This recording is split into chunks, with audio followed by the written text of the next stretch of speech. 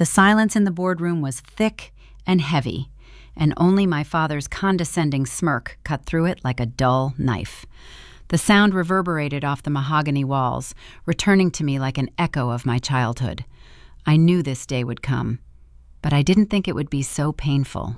3 years. 3 years I secretly assembled my shield and sword, an investment portfolio, the numbers on the screen that grew stronger with every considered decision I made.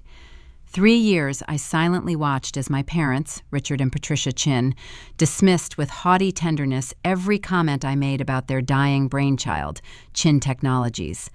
For 3 years at family dinner, I heard the same sweet poison. Honey, don't worry about your head. Let the adults handle the business. Their business was dying, and I, their daughter Emma, had to simply watch. They built the company 25 years ago, starting in a garage. Specialized aerospace circuit boards were their gold mine for 2 decades, and then came 5 years of slow, painful decline. Competition, obsolescence, a string of stupid decisions. I saw it on their tired faces, heard it in their late-night whispers through the wall. But they wouldn't let me help. Never. In their opinion, I studied useless nonsense at MIT, computational finance, and now I worked in a minor job in Boston. They couldn't even imagine that I wasn't just an analyst. I was a partner, and that in 3 years my toy investments, started with a signing bonus, had turned into something very serious, a weapon. An emergency meeting was called because the company was on the brink. Loans were exhausted, clients were leaving, bankruptcy was 60 days away. I arrived last, after the discussion had run its course. I took a seat in the shadows at the far end of the table. "Emma, what are you doing here? This is a board meeting," my mother Patricia said in a voice like the crack of a whip, sharp, frightened. I was invited. My own voice sounded suspiciously calm. My father laughed, that same laugh. "Darling, serious matters are being decided here. The future of the company." "I know." "Really?" My mother's tone turned icy. "We're talking about a restructuring, a debt for equity swap. This isn't the kind of thing you can Google in 5 minutes. I silently opened my laptop. The board members fidgeted. They knew. The chairman, the old fox Thomas Harrison, had insisted on my presence. My parents were as clueless as ever. The CFO, Marcus Webb, tried to get everyone back on track. "Richard, Patricia, shall we continue? Refinancing proposals." "Wait." My father didn't take his eyes off me. "Emma, I appreciate your support, but this is inappropriate. This is confidential information." "I know the data," I said, and my stomach turned cold. "Revenue is down 42% over 3 years. Last quarter's operating loss was $18 million. You have enough cash for about 8 weeks. The silence became absolute. My mother turned pale. "Where did you— These reports are confidential." "I've reviewed them." "Who gave you these?" my father seethed. Thomas Harrison cleared his throat. "Richard, I think we need—" "No," my mother interrupted, her fingers gripping the edge of the table. "Emma, leave. Now." I didn't move. I inhaled. "I'm a voting member of this board of directors. I have every right to be here." My father's laughter echoed again. Humiliating, familiar to the point of tears. "Board member? You don't own our shares. You're not on the board." And then Thomas spoke quietly, but so loudly that every word echoed like a thunderous blow. "She owns 47% of the company." The air drained from the room. My mother turned her head slowly, as if in a nightmare. "What?" "Emma is the largest single shareholder of Chin Technologies. She's been buying up shares for 14 months. I saw a wave of emotion creep across my father's face. Incomprehension, rejection, and finally, furious, crimson disbelief. "That can't be. The shares were tightly held. Any deal—" "She bought through an employee option pool and from 3 board members." Thomas's voice was ruthlessly businesslike. "It's all legal. It's all in the SEC filings." That's nonsense, my mother hissed, but panic was already flickering in her eyes. She doesn't have that kind of money. Do you know how much 47% is worth? You estimate it's about $440 million, my voice rang out. It shook, damn it. Although that's an overestimate. The real value is closer to 320. So I probably overpaid by about 120 million. The silence became deafening. Marcus, the CFO, was feverishly typing on the keyboard. Oh my God. That's right. How could I have missed that? Because the purchases were made through 3 different LLCs, I explained, looking at my father, it would have taken a lot of effort to tie them all together. My father jumped up. His chair slid back with a bang. "What game are you playing, Emma?" he shouted. He never shouted in a boardroom. None. I'm an investor, and I'm extremely concerned about the state of the company I've invested in. She can't read a balance sheet. He glanced around the board, seeking support, hearing the same lost note in his voice as he had heard in the company's affairs.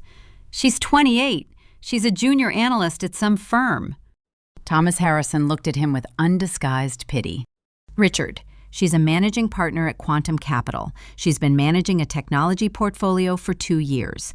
Her fund returned 43% last year. The mother's face turned white as paper. It seemed like another moment and she would crumble to dust. "This is impossible. We would have known. You would have told us," she whispered. And in her voice I heard not anger, but genuine, childish bewilderment. It was easier for her to believe in a global conspiracy than to believe that her daughter was capable of such a thing. "Why?" My question sounded quiet and terrifying, even to me. "So you'll ignore this like you've ignored everything I've ever done? So you'll tell me again that I don't understand the real world? So you'll explain to me that my little job isn't a real business?" "Don't talk to us like that," my mother snapped. But it wasn't a command anymore. It was a plea, a desperate attempt to cling to the familiar hierarchy that was crumbling before her eyes. "Then don't brush me off at the board meeting," I retorted, and my stomach froze. "I'm here as an investor, as a majority shareholder to be precise. This morning, I closed the deal to buy another 8% from Daniel Rothstein." I nodded toward one of the directors who was staring at his desk. "Now my stake is 55%. The words majority shareholder exploded in the room. A murmur arose. Someone jumped up. Marcus muttered something under his breath, scrolling through documents on the screen. My mother and father simply looked at me. Not even with hatred, with shock, as if I were an alien, dangerous, and incomprehensible life form. Thomas rapped his gavel, calling for order. "Let's discuss this rationally." "There's nothing rational here." My father's voice was quiet, hoarse, and terrifying. "If this is true, what next? Will you rush in and save the company with your vast experience?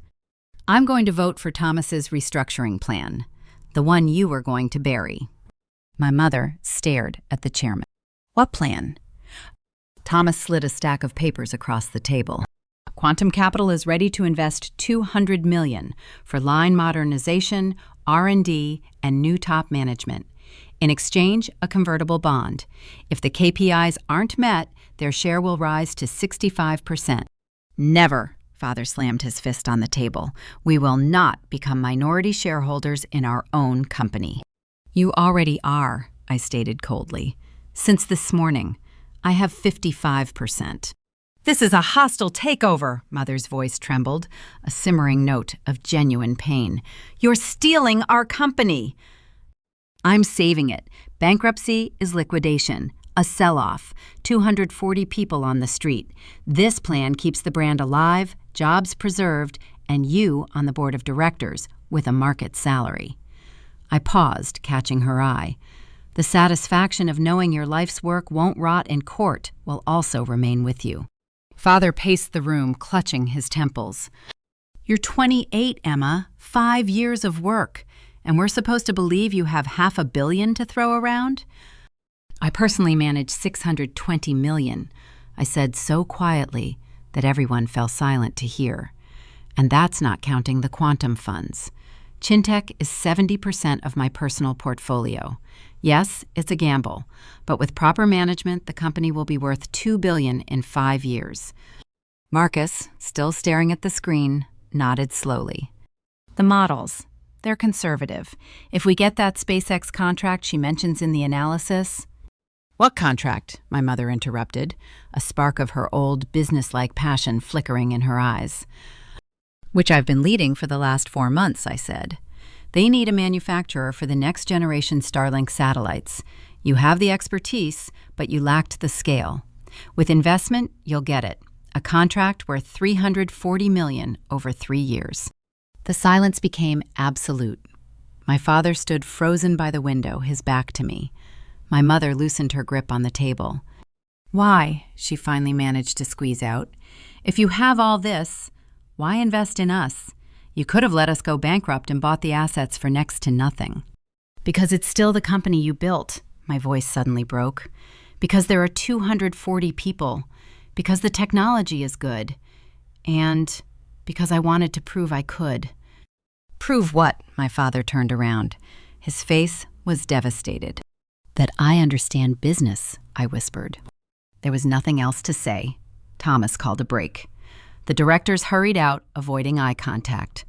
When the door closed behind the last of them, only the 3 of us remained in the room. The air was thick with unspoken words. Thomas nodded toward the hallway. Emma, can I speak to you for a moment? I left, leaving my parents in the deathly silence of the room. That was cruel, Thomas said quietly as we walked away. It was necessary, I replied, staring at the wall. You could have warned them in private. I called your dad 3 months ago. I wanted to discuss the company's situation. He said, "Don't worry, honey. Let your dad handle it. They only listen when there's no other choice." Thomas sighed. The plan works. Katerina Walsh is the strongest candidate. But you understand that this is the end for your relationship. What relationship? A bitterness I couldn't contain crept into my voice. Where I'm marginalized for years, where every achievement of mine is cute but not serious, where I'm treated like a child who can't understand the adult world. They're proud of the company. It's their life. I know, and I'm trying to give it a chance at a different life. But their time has passed. The market has changed. They refuse to change. And now you're forcing them. I didn't answer, just nodded, looking at the massive boardroom door, behind which stood the 2 most important people in my life, whom I'd just shattered, trying to mend. Thomas looked at me for a long moment. There was no condemnation in his gaze, rather a weary understanding that made my heart clench. You know, when you first approached me with an offer to buy my shares, I almost turned you down. I thought, girl, she'd understand. Then I studied your results, your investments, that cold, brilliant calculation that most people don't develop even by 50. My parents taught me everything about manufacturing, I said quietly, looking at their frozen figures behind the glass. They sat in complete silence, separated by a long table like a chasm. They just didn't realize they were also teaching me to spot inefficiencies, read the market, and assess risks. I simply applied those lessons not to circuit boards, but to money. The irony, Thomas chuckled humorlessly. Utter.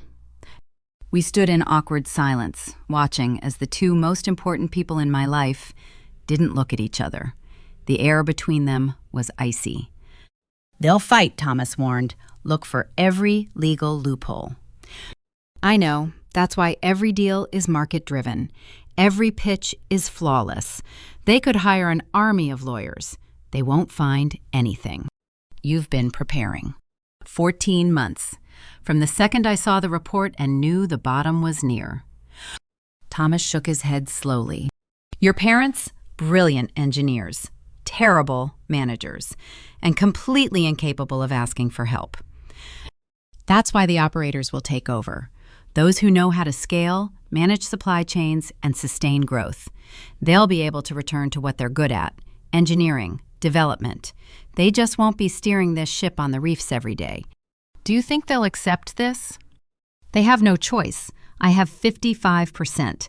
Any no from them I can outweigh with 1 vote. That's not what I asked. I closed my eyes for a moment. No, they won't accept it. Definitely not at first. But when the company recovers, when people stop fearing layoffs, maybe then they'll understand. And if not, I exhaled. Then at least 240 families won't lose their bread and butter. A good company won't die because of someone's stubbornness. The break dragged on. The board members reluctantly returned, taking their seats. My parents were the last to enter, shoulder to shoulder, a strained, fragile alliance. They sat together, building a united front against me. Thomas opened the meeting. The restructuring proposal with Quantum Capital's investment is on the table. Discussion before the vote is open. I want to say, my father stood up. He regained his confident directorial bearing. His voice was solemn and cold. What Emma did may be legal, but it's unethical. She exploited our trust, her knowledge of our weaknesses, to orchestrate a hostile takeover of the company we spent a quarter-century building. He raised his hand when I tried to speak. You sat at our table, you ate our bread, and you silently bought up shares to strike when we were most vulnerable. And now you want us to simply resign ourselves, become minority shareholders, allow some outside CEO to dictate the fate of our business? Katerina Walsh is not an outsider, my voice rang out evenly. She's the best operations manager in the industry. She took Innovate from $50 million to $800 million. She's not us, my mother interjected, her eyes glittering. She doesn't know our culture, our values. With all due respect, Marcus interjected cautiously, our values won't feed our people when the company is in bankruptcy. Whose side are you on, Marcus? Mother's voice shook with anger. 240 people with mortgages and children, he couldn't contain himself. By saving this plant, and Emma's plan is the only real chance. That's not true, Father clenched his jaw. There are other offers. There is one, Thomas interrupted harshly, from Davidson Industrial, $120 million for the assets in bankruptcy. They'll leave 30 people to be liquidated, and the production will be transferred to Malaysia. The rest will be out on the street. There have to be options, Mother insisted, panic lacing her tone for the first time. There aren't any, I said quietly. I've been looking for 4 months. I've spoken to every fund, every strategist. The market is brutal. You're losing to those with better technology and lower costs. Quantum is only investing because I'm personally willing to bet everything. And because I've already secured a contract with SpaceX on the condition of this restructuring. You should have come to us, my father said suddenly. His voice, always so firm, cracked. You should have told us. I tried. 3 months ago. I said the company is in trouble. You responded, mind your own business. That was different. How? I blurted out. My voice finally trembled with pent-up pain. How could it be different? I pointed out the problems and you brushed them off, just like you've brushed them off my whole life whenever I tried to talk about business, strategy, anything important. It's unfair, my mother whispered, looking at the table. Really? How many times have you called my degree useless, my job fun? How many times have you told me to leave the adult talk to those who understand it? Silence hung like a heavy, thick blanket, beneath which years of resentments, unspoken advice, and wasted adrenaline swarmed. I didn't want it to be like this, I exhaled, feeling my fingers go numb. I wanted to help, to use what I know to save what you created. But you saw me as nothing more than a child who doesn't understand the real world. You're 28, my father said, but it wasn't an argument anymore. It was a statement. I'm 28. I've managed $620 million, 17 successful exits. I'm 28, and I saw the SpaceX contract you reviewed. I'm 28, and I have a plan that will save 240 families. I looked at them both, my gaze boring into theirs. Tell me, on what birthday exactly will I stop being too young and become someone you can listen to? The only answer was a resounding, merciless silence. Thomas cleared his throat, and the sound rang out like a gunshot, breaking the icy silence. Let's move on to a vote. Who's in favor of accepting Quantum Capital's restructuring proposal? I raised my hand first. It felt heavy, like lead. Thomas followed. Marcus, avoiding my parents' gaze. 3 more. 6 hands raised out of 11. Who's against it? Father's hand shot up sharply, almost furiously. Mother's raised hers slowly, as if through unbearable pain. 2 old comrades joined them. 4 hands. 4 silent accusations. The offer is accepted, Thomas's voice rang out definitively. The restructuring is approved. Father jumped up so hard that his chair crashed over. We'll challenge this. We'll find a way to prove manipulation, inside information. Every transaction is transparent and registered, Marcus said quietly, but clearly. I checked. You can slap the company with lawsuits, Richard. It won't change anything. Mother looked at me. There was a storm in her eyes, rage, wounded bewilderment, and something else that made my throat tighten. A disappointment so deep and personal that no amount of money could wash it away. Next thing, Thomas continued, Emma intends to address the team tomorrow at 10 to explain the changes and answer questions. As the majority shareholder, she has that right. Never, Father slammed his palm on the table. These are our people. These are the company's employees, I corrected, my voice finally steady, and they deserve to hear the truth about their future from someone who can guarantee it. This is wrong, Mother whispered. She gathered up the papers with trembling hands. What you did, Emma, this isn't a business. You traded your family for a controlling stake. I saved what you loved more than me, I blurted out, and I immediately regretted it. But it was too late.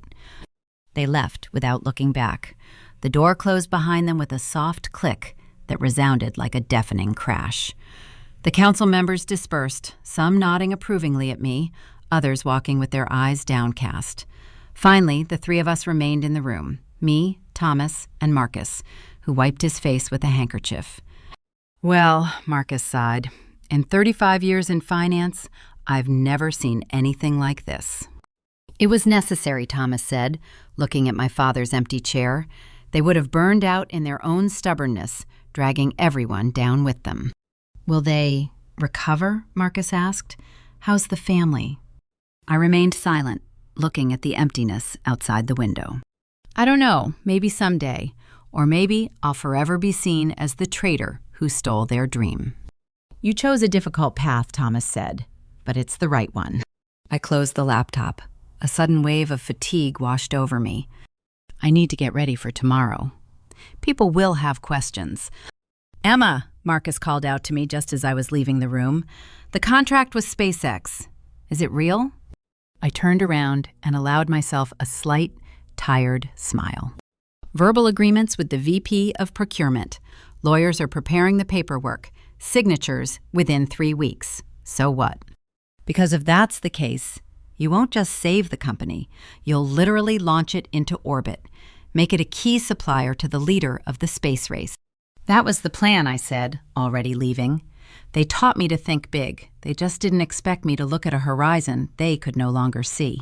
I walked out into the parking lot where the sun was setting, turning the glass facade a blood gold color. My phone was buzzing with messages. The quantum team, the lawyers, Katerina Walsh.